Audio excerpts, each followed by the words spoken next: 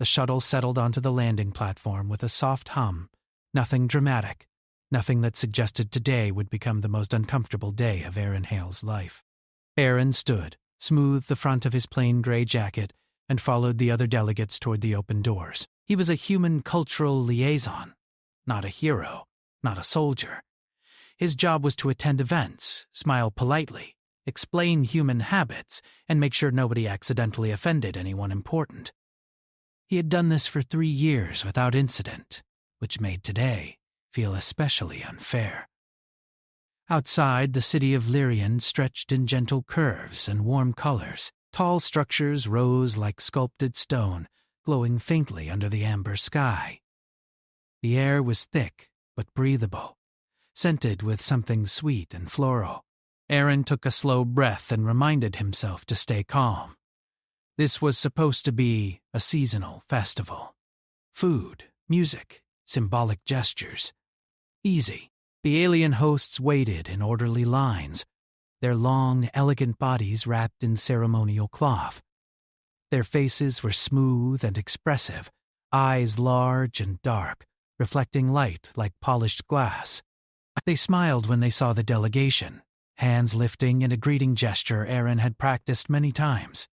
"Welcome, honored guests," the translator unit murmured softly in his ear.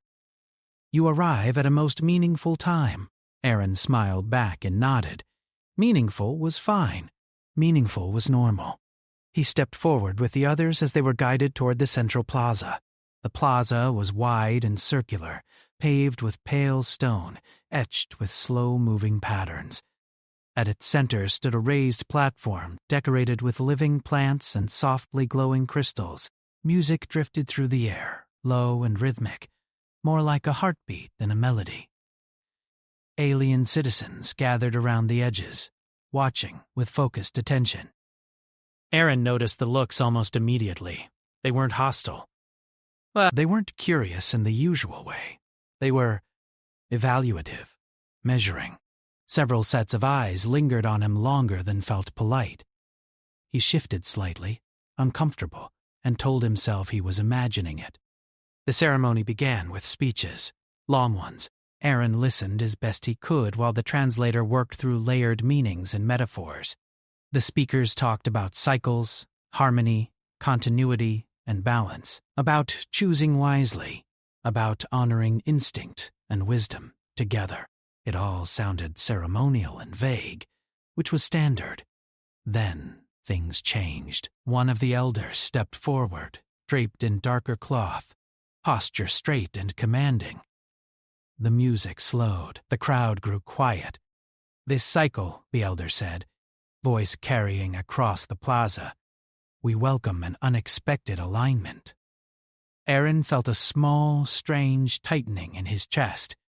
The elder lifted one long hand and turned slowly, eyes scanning the gathered delegates. When those dark eyes settled on Aaron, they did not move on. The elder pointed. The translator hesitated, just for a fraction of a second. Then it spoke.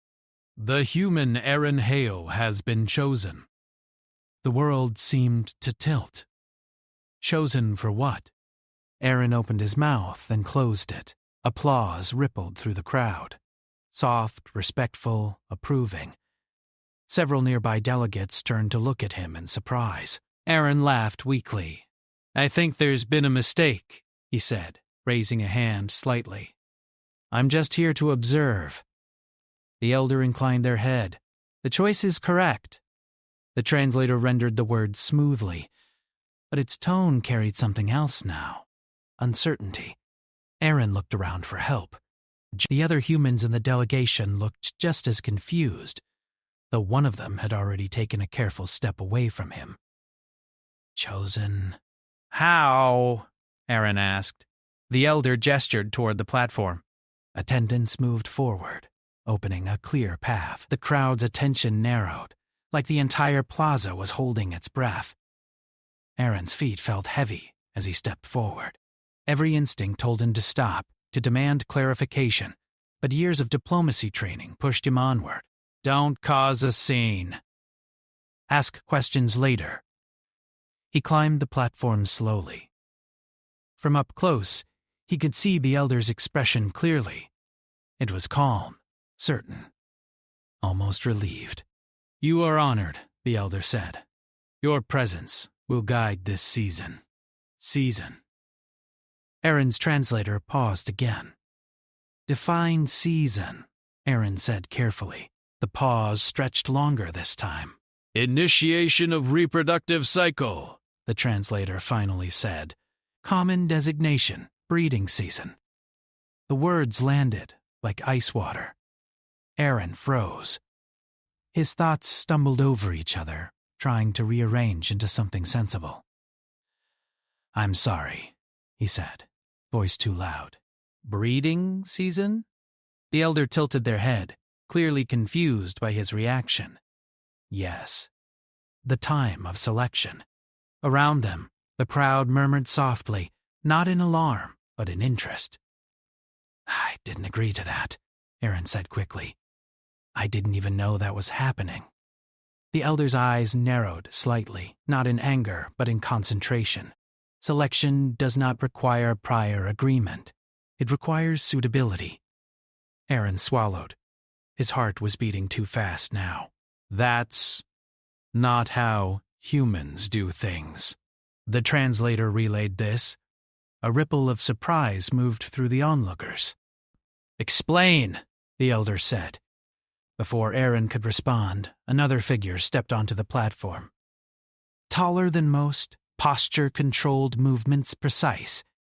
Their ceremonial cloth was marked with symbols Aaron recognized as status indicators. "This one chose you," the newcomer said, gesturing subtly toward themselves. "I accept responsibility." Aaron turned to look at them. Up close, their presence was intense, but not threatening. Their eyes studied him openly, not with hunger, but with assessment. "You chose me," Aaron repeated. "Yes." "Why?" The answer came without hesitation. "You observe before acting. You adapt without losing yourself. You do not panic when uncertain. These traits are valuable." Aaron almost laughed.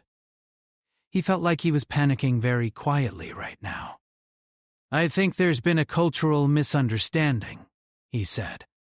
"A big one." The newcomer's expression shifted, something like concern flickering across their features. "Clarify." Aaron took a slow breath. We don't get selected without consent." Especially not for anything related to reproduction. The plaza fell very quiet. The elder and the newcomer exchanged a glance. Not alarmed, thoughtful. "This has never been an issue," the elder said slowly. "Those chosen are honored." "I believe that," Aaron said quickly. "I really do." "But honor doesn't replace choice for us." The translator worked overtime, careful with phrasing. Around them, whispers spread. Not angry ones, curious ones. The newcomer studied Aaron more closely now. "You are not rejecting the bond," they said. "You are questioning the process."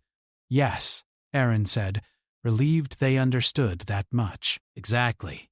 The elder folded their hands. "This cycle is already in motion." Aaron felt the weight of that statement settle on his shoulders. Whatever had started here was bigger than him now. Bigger than discomfort, bigger than embarrassment. "I don't want to cause harm," he said. "To your people or mine?" The newcomer inclined their head. "Nor do I." Silence stretched between them, not hostile, but uncertain. For the first time since stepping onto the platform, Aaron realized something important. They weren't trying to trap him. They genuinely didn't understand why this was a problem. The elder finally spoke. "You will be housed in comfort. Observed?" "There will be time." "Time for what?" Aaron asked. "To determine compatibility," the newcomer said. Then, after a pause, "and understanding." The word echoed in Aaron's mind. Understanding meant conversation. Conversation meant possibility. He nodded slowly. Okay, he said, but nothing happens until we understand each other fully. The newcomer considered this, then agreed with a single, deliberate motion. Accepted. The crowd seemed to relax, tension easing into something quieter. The music resumed, soft and steady. As Aaron was guided from the platform, his legs finally began to shake. He kept his posture straight anyway. Somewhere deep inside, beneath the fear and confusion, a strange thought took root. Humans had been underestimated before. But they had never been chosen like this. And whatever this season was meant to be, it was already changing. Not because of instinct, but because a human had asked a simple question no one else ever had. Aaron's new residence overlooked the inner gardens of the city, a quiet place filled with slow-moving plants and gently flowing water. The room was large, open, and clearly designed to make a guest comfortable rather than restrained. There were no locks on the doors, no guards inside, only soft light and carefully arranged furniture sized for a human body. That alone made the situation harder to understand. If this was a mistake, it was the most polite mistake he had ever experienced. Aaron stood near the wide window, watching alien citizens pass along curved walkways below. They did not stare openly, but he could feel their awareness, like a pressure in the air. He folded his arms and let out a slow breath. So, he muttered to himself. Chosen during breeding season, of course. The translator unit remained silent, likely processing the cultural data overload. Aaron did not blame it. A soft tone sounded near the entrance, followed by a gentle voice. "May I enter?" Aaron turned. The door slid open to reveal the one who had chosen him. They stood straight, hands relaxed at their sides, posture careful and respectful. "Yes," Aaron said. "Please." The door closed behind them. For a moment, neither spoke. "I am called Solari," they said finally. "I realize I did not introduce myself properly earlier." "Aaron," he replied, then gave a small, tired smile. "You already know that." "Yes," Solari said. "Your name has been spoken often today." That did not help Aaron relax. Solari looked around the room, then back at him. This space was prepared to suit your physical needs. If anything is unsuitable, it can be changed. "It's fine," Aaron said, and it was too fine. "Can I ask you something honestly?" Solari nodded. "That is encouraged." Why me? Aaron asked. "Really? Not the ceremonial answer?" Solari's eyes softened slightly. "The ceremonial answer is never the full one." They moved closer, stopping at a polite distance. "Our people observe potential partners long before selection. Humans have been observed since first contact. You, specifically, were noted for consistency." "Consistency?" Aaron repeated. "You remain yourself in unfamiliar situations," Solari explained. "Many adapt by becoming what they think is expected. You do not." "You adjust without pretending?" Aaron rubbed the back of his neck. "That's just being tired of pretending." Solari considered that. That may be the same thing. There was a pause, not uncomfortable, but careful. "You understand that selection to us is not ownership," Solari said. "It is responsibility." "That's part of the problem," Aaron replied. "For humans, anything tied to reproduction is extremely personal. It's not a public honor." Solari tilted their head slightly. "Then your discomfort is logical." Aaron blinked. "You're not offended?" "No," Solari said simply. "Confusion is not offense. That was new." Aaron felt some of the tightness in his chest ease. "So what happens now?" he asked. "Now," Solari said, "we learn." Learning, it turned out, involved a lot of talking. Over the next few days, Aaron was not confined, but accompanied. He was allowed to walk the gardens, observe city life, even attend public gatherings, though always with Solari nearby. The citizens did not treat him as a captive or a prize. They treated him like something fragile and important at the same time. It was unsettling. Everywhere they went, people watched how Aaron behaved, how he spoke, how he reacted when confused or tired. He realized that the breeding season was less about physical urgency and more about evaluating long-term compatibility, leadership, and emotional balance. That did not make it less intense. During one walk, Aaron stopped near a pool where children of the species were playing, their laughter echoing softly. "Your people put a lot of pressure on this season," he said. "Yes," Solari replied. "Choices made now echo for many cycles." "Then why choose someone so different?" Aaron asked. "Wouldn't that be risky?" Solari's gaze followed the children. "Stagnation is a greater risk." That answer stayed with him. Word of the human selection spread quickly beyond the city. Other species within the coalition began sending inquiries. Some were polite, some were alarmed, a few were openly fascinated. Humans, Aaron learned, had triggered a rare event, instinctive cross-species selection. That alone was enough to shake long-held assumptions. A council session was called. Aaron stood at the center of a wide chamber, surrounded by representatives from multiple species. He felt very small and very visible. Solari stood beside him, calm as ever. "You claim your species requires consent beyond suitability," one representative said. Their voice was sharp but controlled. "Yes," Aaron replied. "Consent isn't assumed. It's given." Repeatedly. Another representative leaned forward. "Your presence here suggests acceptance." Aaron shook his head. "My presence here suggests I didn't want to cause harm before understanding the situation." A low murmur passed through the chamber. Solari spoke then. "The human's approach has revealed a gap in our assumptions. We believed honor was enough." "And is it not?" the elder from the ceremony asked. "For us, yes," Solari said. "For them, no." The chamber fell quiet. Aaron took a breath. "I'm not saying your traditions are wrong. I'm saying they don't translate cleanly across species." That word, translate, seemed to matter. After the session, Solari walked with Aaron back to the gardens. "You speak with clarity," Solari said, "even when afraid." "I am very afraid," Aaron admitted. "Yes," Solari agreed. "That honesty is compelling." The days continued. No physical expectations were placed on Aaron. Instead, Solari spent time with him, talking about their society, their history, and what selection meant emotionally rather than biologically.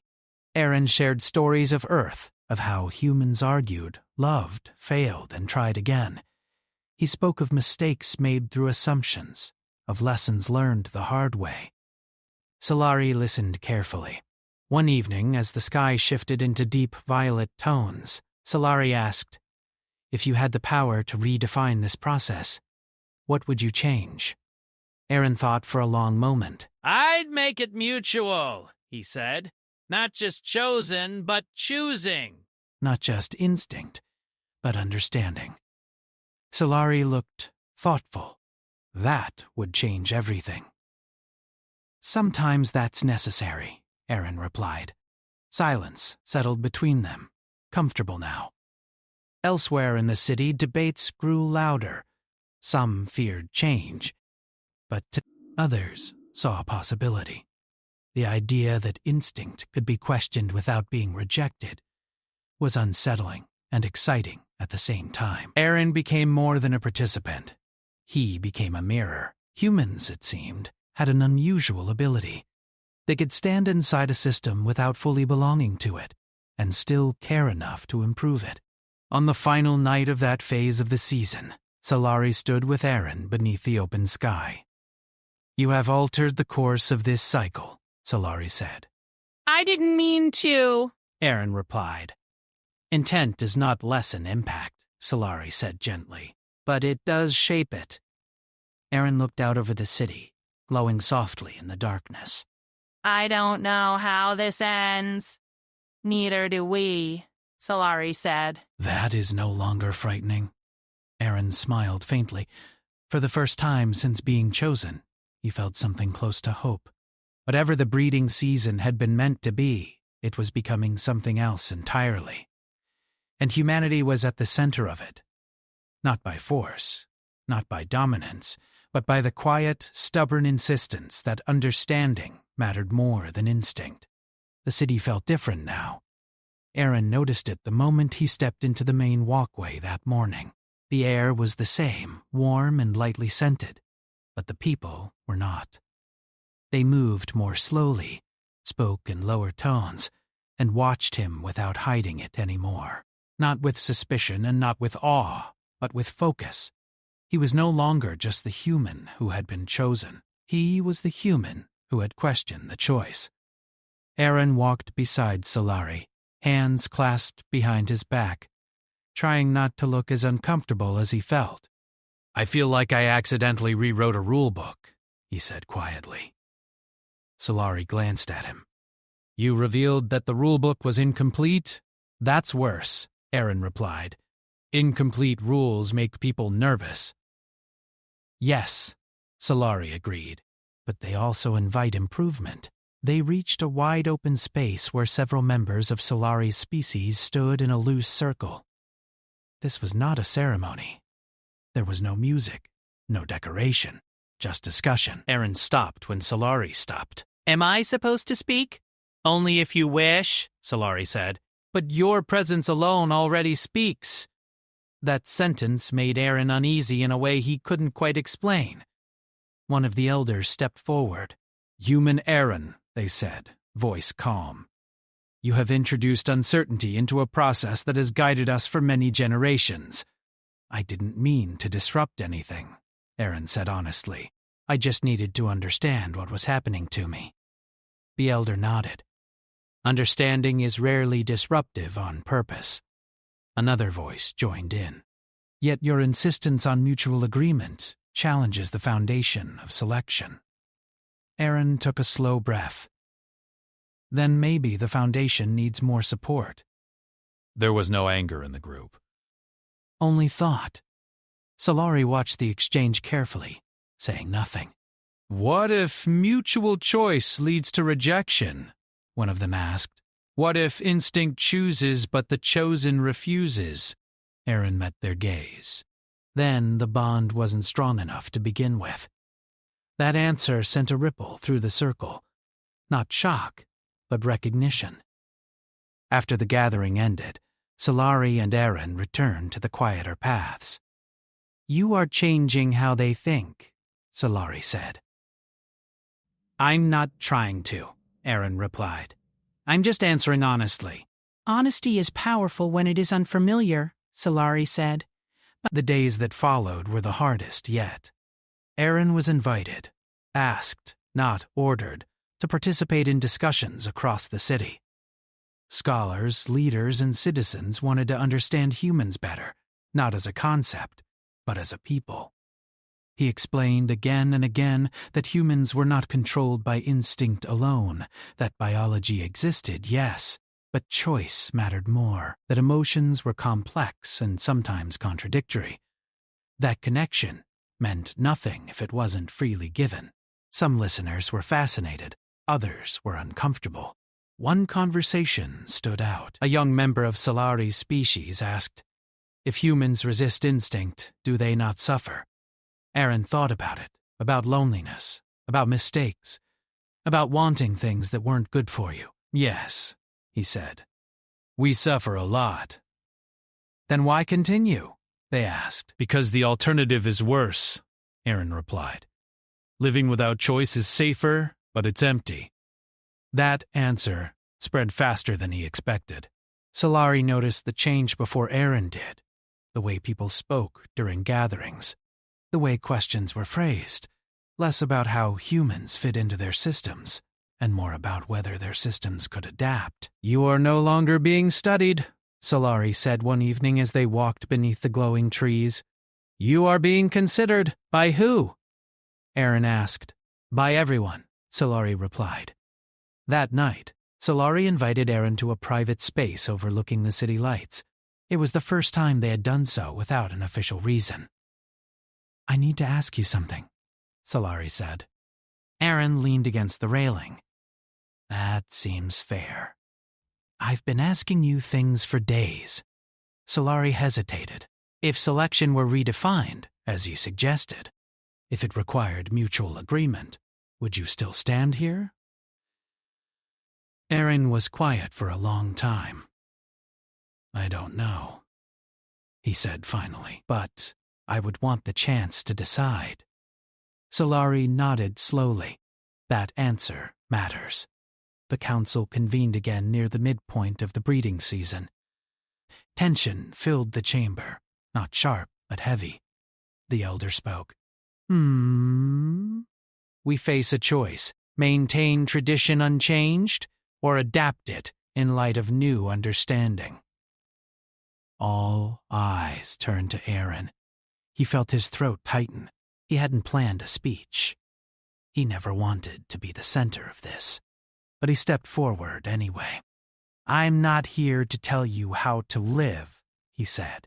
I'm here because your system reached out to mine, because instinct saw something valuable in humanity. He paused. Humans are valuable because we can question ourselves, even when it's uncomfortable. Especially then. Silence. If you keep your traditions, Aaron continued, I'll respect that. But if you adapt them, you won't lose who you are. You'll become more. Solari watched him with something like pride. The council did not decide that day. But something shifted. Afterward, news traveled beyond the city. Other species began to reconsider their own assumptions. Humans were no longer just new members of the coalition. They were catalysts. Aaron felt the weight of that more each day. One morning, he found Solari waiting for him earlier than usual. Come with me, Solari said. They traveled beyond the city limits to a quiet plateau. From there, the land stretched wide and open, untouched. This is where selection first began, Solari said, long before cities. Aaron looked around. Why bring me here? Because I need to know something, Solari said. Not as a representative, not as a symbol, as yourself. They faced him fully. If I were to choose again, knowing what I know now, would you consider choosing me? Aaron's heart raced. Not from fear this time, but from the weight of the question. I would want to know you first, he said. Solari's eyes softened. Then, we are aligned. The season continued, but its meaning had changed. No pressure, no assumptions. Just conversations, shared experiences, quiet moments of learning. People noticed. By the time the later phase of the season approached, it was clear that something unprecedented was happening. Selection was no longer a single moment. It was becoming a process. And at the center of it stood a human who had refused to follow a script he didn't understand. Aaron stood one evening watching the city lights flicker below. Solari joined him without speaking. I think we're rewriting more than one tradition, Aaron said. Yes, Solari replied, and we are doing so without breaking anything. Aaron smiled faintly. That might be the most human thing we've done yet. Above them, the sky shifted colors, marking the slow passage of the season. The galaxy was watching. And for the first time, humanity was not being judged by strength or numbers, but by the quiet courage to ask, why? The later phase of the season arrived without ceremony. No horns sounded, no crowds gathered. Instead, the city moved into a quieter rhythm, like it was holding its breath. Aaron felt it everywhere he went. Conversations lowered when he passed. Not because he was feared, but because people were thinking. Change was no longer theoretical. Aaron sat in a public learning hall, surrounded by curved shelves filled with glowing data panels. A small group had gathered around him. Not officials this time, just citizens. artists, planners, caretakers. They asked questions that were no longer about humans alone. How do you know when a choice is real? One asked. Aaron leaned back slightly. When you can say no and still be respected. Solari watched these interactions closely. They noticed how people's posture changed when Aaron spoke. Less rigid, more open. The season, once driven by instinct and certainty, was becoming reflective. That unsettled some. A delegation of traditionalists requested a formal audience. Aaron stood beside Solari in a private chamber, the air heavy with expectation. The group across from them was calm, but their stillness carried weight. You are altering a process older than recorded history, one said, without fully understanding the consequences. Aaron nodded. That's fair. Solari turned slightly toward him, surprised. I don't fully understand the consequences either, Aaron continued. But neither did your ancestors. When they created the process, they adapted to survive. That's what I'm asking you to do again. Silence followed. Humans act without certainty, another said. Aaron smiled faintly, constantly. It's terrifying. Solari spoke then. And yet, their species persists, expands, bonds with others. The traditionalists exchanged glances. You risk weakening instinct, one said. No, Solari replied. We risk strengthening wisdom. That was the moment Aaron realized something important. Solari was no longer defending him. They were defending the idea. After the meeting, Aaron and Solari walked the long way back through the gardens. You didn't have to agree with me, Aaron said quietly. Solari looked ahead. I didn't agree with you at first. And now? Now I see that instinct guided us to you, Solari said. But reason must guide us forward. The word settled deep in Aaron's chest. As days passed, small changes became visible. Selection rituals were paused, replaced with discussions. Pairs who had been chosen met again, this time to talk openly. Some reaffirmed their bonds, others stepped back, relieved rather than ashamed. No chaos followed. If anything, the city felt lighter. Observers from other species arrived, officially and unofficially. They watched, recorded, whispered. Humanity's reputation shifted again, not loudly, but firmly. They were not disruptive. They were transformative. Aaron felt the pressure of that every time he spoke. He worried about saying the wrong thing, pushing too hard. But every time he hesitated, Solari reminded him gently, you are not directing this. You are participating. One evening, Aaron found Solari standing alone near the edge of the city, looking out over the darkening land. You seem distant, Aaron said. Solari nodded slowly. I am considering what I lose. Aaron joined them. And what's that? Certainly, Solari replied. Tradition gave me a clear path. Now there are many. That's scary, Aaron said. Yes, Solari agreed, but also honest. They stood together in silence for a while. Do you regret choosing me? Aaron asked. Solari turned to him fully. No. That single word carried more weight than any speech. The council announced a final gathering near the end of the season.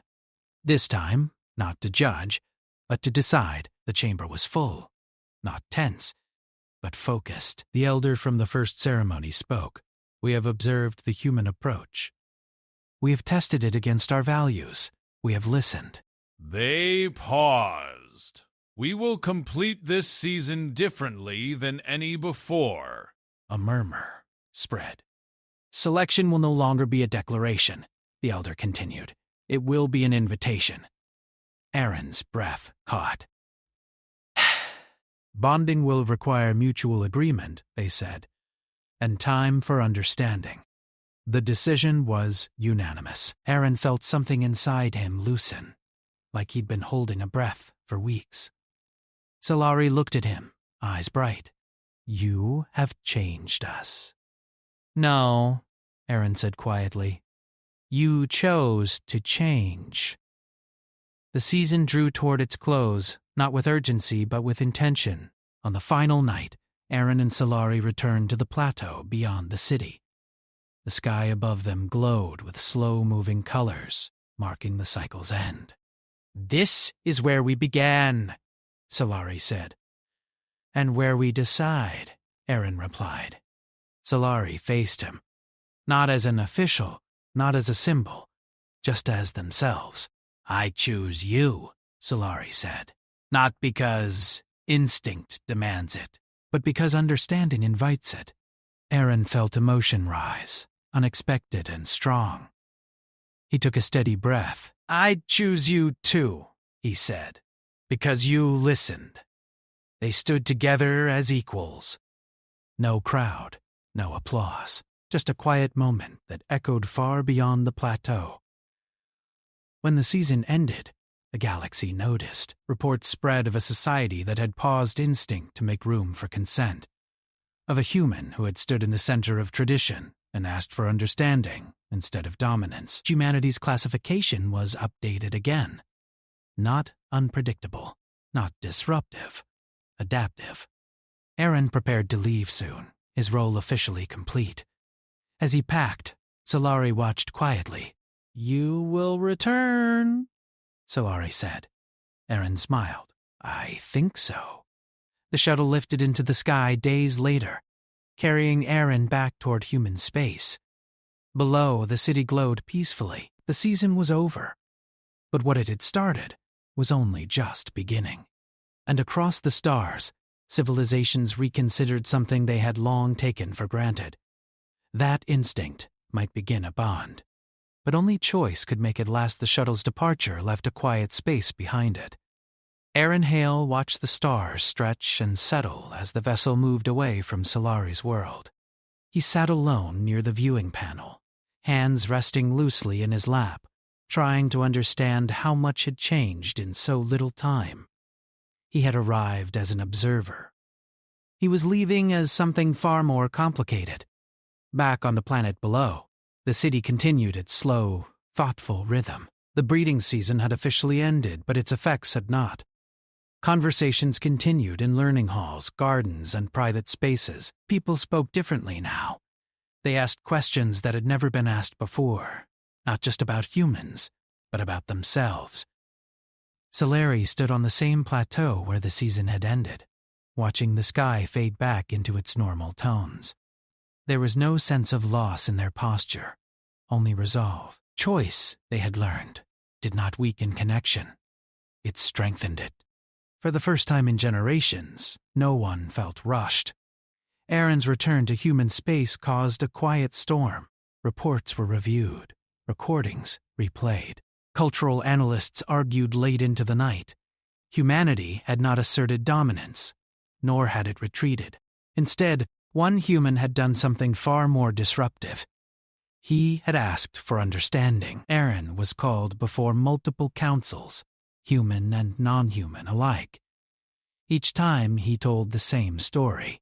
He did not exaggerate. He did not dramatize. He simply explained how instinct had met choice, and how both had survived.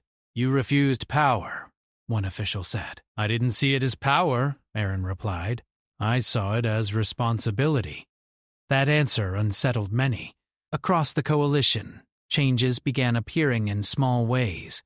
Some species paused long-standing rituals to add discussion periods. Others introduced consent frameworks for traditions that had never questioned themselves. Not all changes were permanent. Not all were accepted. But the idea had taken root. Humans were no longer seen as unpredictable because they were chaotic. They were unpredictable because they could change without being forced. Solari received messages from other leaders, some curious, some cautious. They answered each one patiently. We were not weakened, Solari explained again and again. We were clarified. Time passed. Aaron resumed his work, though his role had shifted.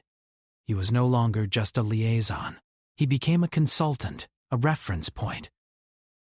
Whenever a system struggled to integrate humans, someone would ask, "What did Aaron Hale say?" He didn't enjoy that attention, but he accepted it. Months later, a message arrived. Solari's name appeared on his console. Aaron stared at it for a long moment before opening it. The message was simple. Our society has completed its first post-season cycle. The change is held. I would like to speak with you as yourself, not as a representative. Aaron smiled. The return trip felt different. This time, no ceremony awaited him. No crowds.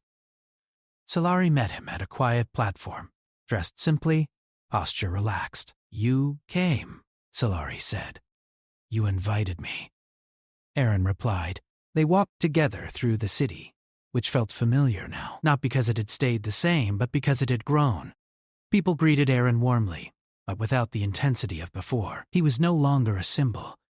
He was a person who had once mattered greatly, and still mattered, quietly. They stopped near the inner gardens. "What has changed?" Aaron asked. Solari considered. "We listen more. We assume less. Some still resist. That is natural." "And you?" Aaron asked. Solari met his gaze. "I am no longer defined by tradition alone." That answer was enough. They spent days talking, walking, sharing small moments. There was no pressure, no expectation, just presence. One evening, as the city lights reflected in the water below, Solari spoke softly. "Do humans often change other societies?" Aaron laughed quietly. "We usually trip over ourselves first." Solari's eyes held amusement. Then perhaps this was rare for both of us. As Aaron prepared to leave again, he felt no sense of unfinished business. Some stories did not need dramatic endings. Some needed continuity. Before boarding the shuttle, he turned to Solari. "Whatever happens next," he said, "it should be because we choose it." Solari nodded. "Always." The shuttle lifted, carrying Aaron back once more. Across the galaxy, reports continued to spread, not of conquest, not of war, but of a species that could walk into another culture's deepest instinct and ask for permission to understand it. Humanity's final classification update was brief, transformative, not because they demanded change, but because, when placed at the center of tradition, they had the quiet courage to ask if everyone truly agreed. And sometimes that was enough to change everything.